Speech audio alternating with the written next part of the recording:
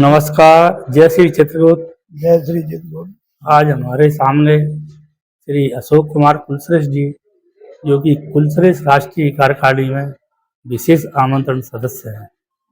ये राजस्थान में धौलपुर के निवासी हैं और आज समाज की समाज सेवा में इनका सर्वोत्तम स्थान है और इन्होंने कई ऐसे समाज के लिए कार्य किए हैं जिनकी प्रशंसा किया जाए उतनी ही कम है।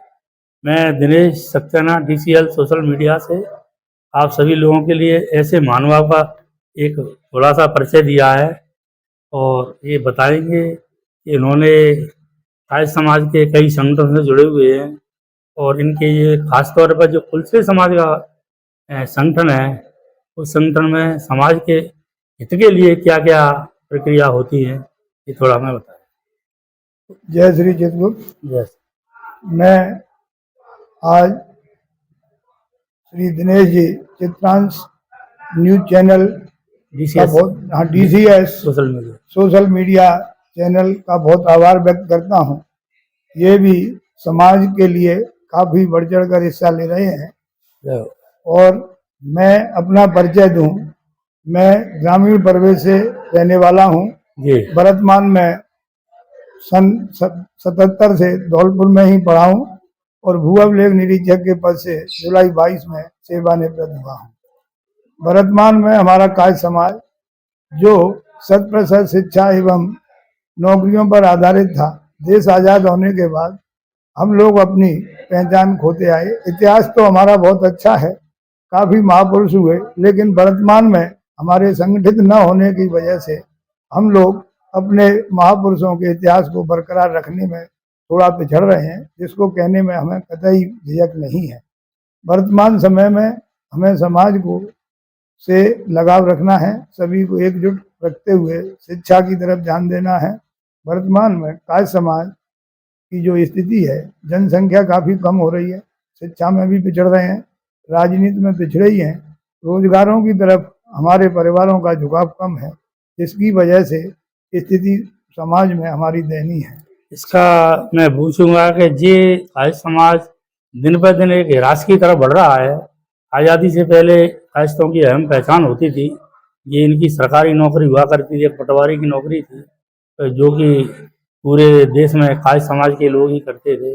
अब देखा जाए ज़्यादातर कायस्थ समाज के लोग गरीबी का जीवन यापन कर रहे हैं और जहाँ तक मैंने देखा है कुलश्रेष्ठ जी कि कायस्थ समाज में ज़्यादातर लोग एक पदों की होड़ पर बने रहते हैं। तो मैंने देखा है कि मैं सोशल मीडिया से हूँ कि एक व्यक्ति के पास 4-4, 5-5 पद है। इसके लिए मैं आपसे कहना चाहूँगा, जहाँ तक मेरी जानकारी में है, कायस्थ समाज हम पहले देश आज़ाद होने से पहले काफ़ी सभ्य एवं पढ़े लिखे लोग थे।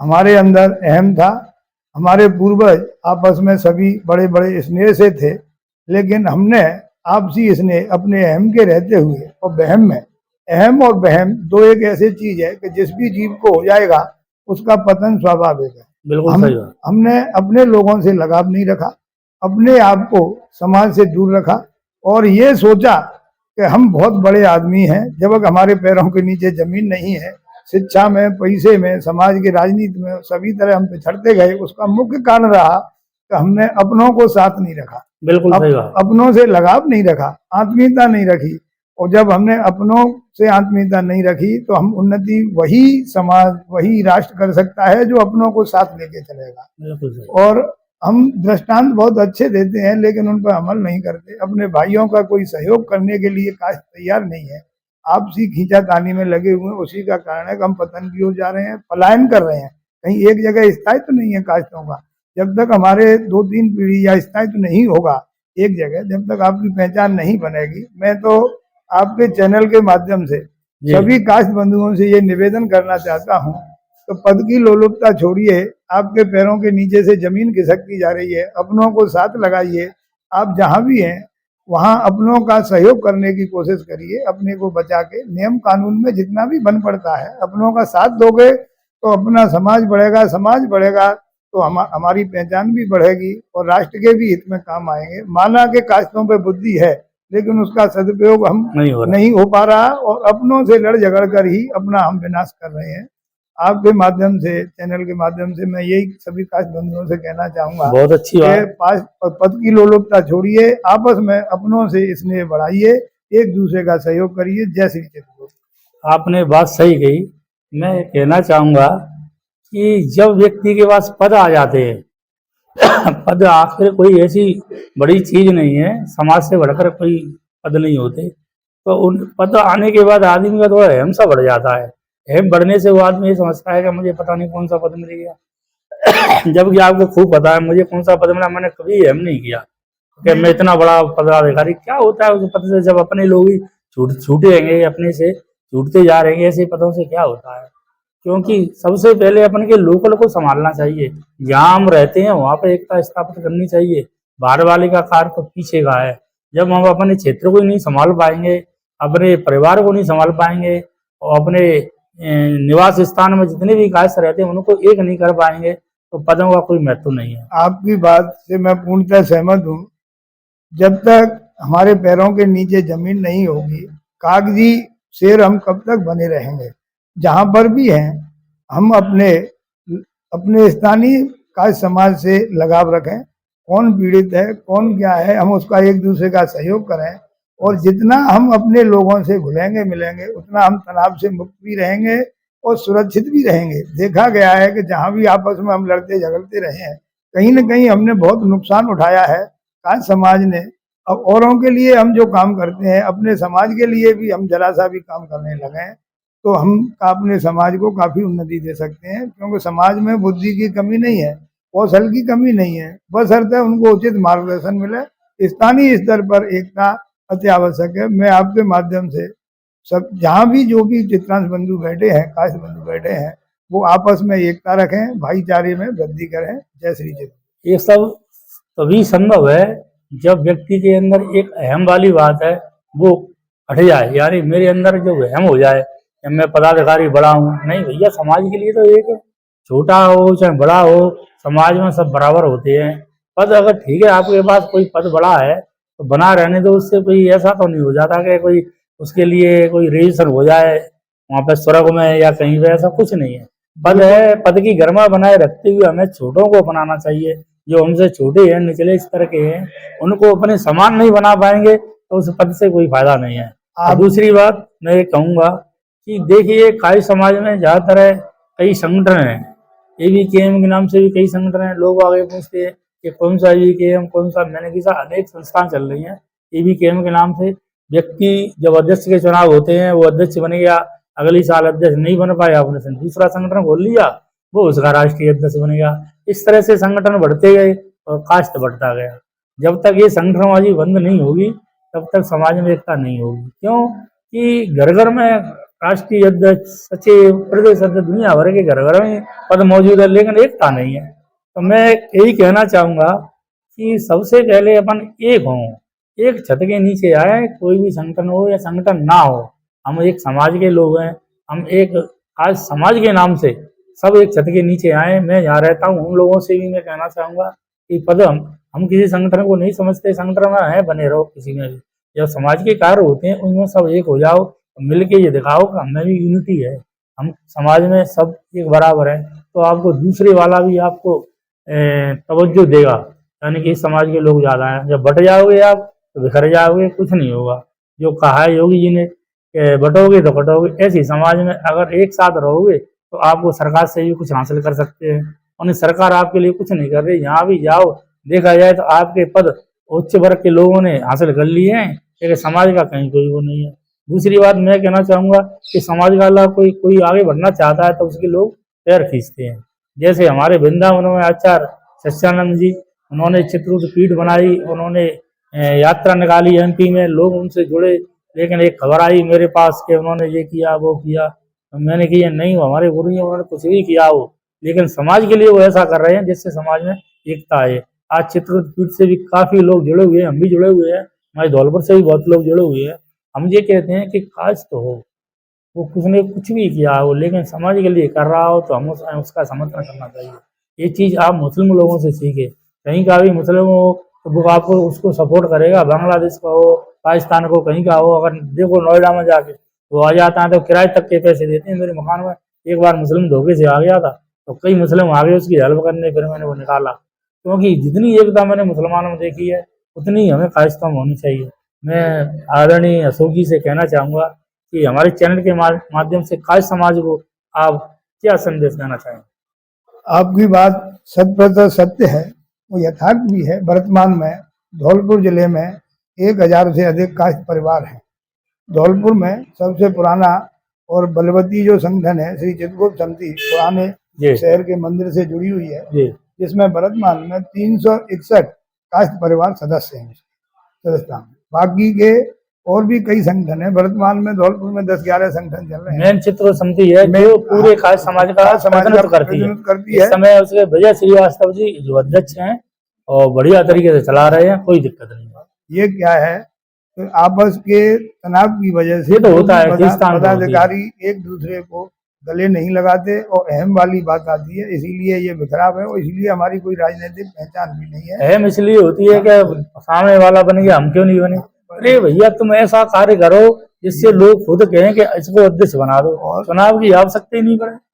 और सामाजिक संगठनों में सभी समाज से जो क्या सभी समाजों को हमें देखना चाहिए। अपने आप को बुद्धिमान मानते हैं तो औरों से भी हम सीख लें, तो अपने समाज के लिए एकजुटता करें और समाज में जो लोग समाज के लिए सर्वमान्य हो, मतदान की नौबत ना आए और जिस समाज का हम प्रतिनिधित्व कर रहे हैं उस समाज के लोगों में हमारी चाह हो, तो हम और चाह कब होगी जब उनसे हमारा स्नेह बढ़ेगा, उनके दुख दर्द में बढ़ेंगे। सामाजिक संगठन समाज की एकता के लिए है, दुख दर्द में सहयोग के लिए है।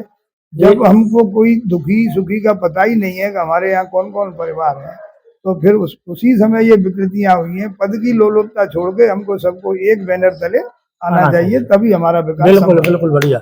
मेरा एक कहना है कि मान लो अपना प्रतिनिधित्व चित्रकूट समिति धौलपुर करती है, ठीक है साहब, पूरे समाज का, जब उसका कोई भी अध्यक्ष बन जाए एनीबॉडी किसी भी तरीके से, तो हमें उसका सपोर्ट करना चाहिए। क्योंकि बात वो धौलपुर की है, आपसी लड़ाई झगड़े तो चलते रहते हैं, लेकिन जब इसकी न्यूज बाहर आती है तो लोग हंसी मनाते हैं, यार वहां पर तो ऐसा चल रहा है।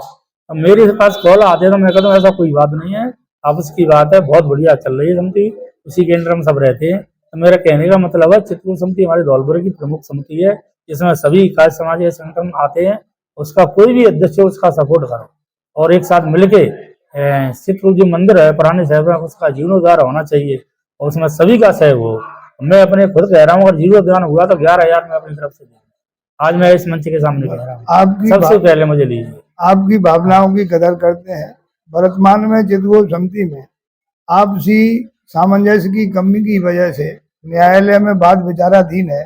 उसके लिए मैं सभी पदाधिकारियों से, सभी सदस्यों से और कायस्थ समाज के प्रबुद्ध नागरिकों से अपील करना चाहूँगा तो उस केस को वापस लेके उन्हें सौहार्द की स्थिति उत्पन्न की जाए।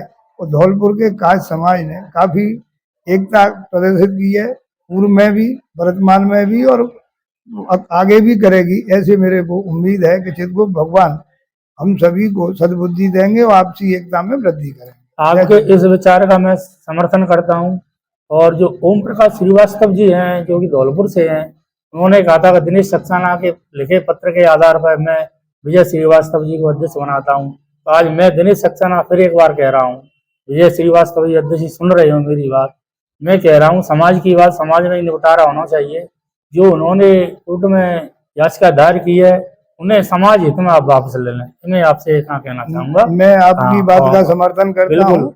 जो लोग भी समाज की चुनाव के प्रकरण को न्यायालय में ले गए हैं वो गलत है, उसका हम समर्थन नहीं बहुत ही निंदनीय है और ये वापस होना चाहिए। आपस में बैठ के उस मामले को निपटा लेंगे। जो क्या सौहार्दपूर्ण वातावरण में सहमति से, समाज के पद में कोई वेतन भत्ते नहीं है, कुछ नहीं है। और समाज में जो सेवा करे, समाज जिसको चाहे सर्वसम्मति से उसको अध्यक्ष बनाओ, उसके नेतृत्व में समिति का संचालन हो। बिल्कुल, और यही मैं उम्मीद करता हूँ। क्योंकि कभी भी बैठक बुलाई जाएगी उसमें सभी लोग जाएं और मेरी बात साथ विजय श्रीवास्तव जी के पास पहुंच गई होगी, पहुंच जाएगी चैनल के माध्यम से, तो वो आप जो उन्होंने याचिका लगा करके उसको वापस ले लें, बैठ के हम निपटा देंगे मामले को। ये मेरा वायदा है। हम बैठे हैं 2 जने और भी समाज के लोग हमारे साथ हैं, हम निपटा देंगे। क्यों अशोक जी? ये धन्यवाद। हाँ। बहुत आपके विचार से मैं भी पूरी तरह सहमत हूँ।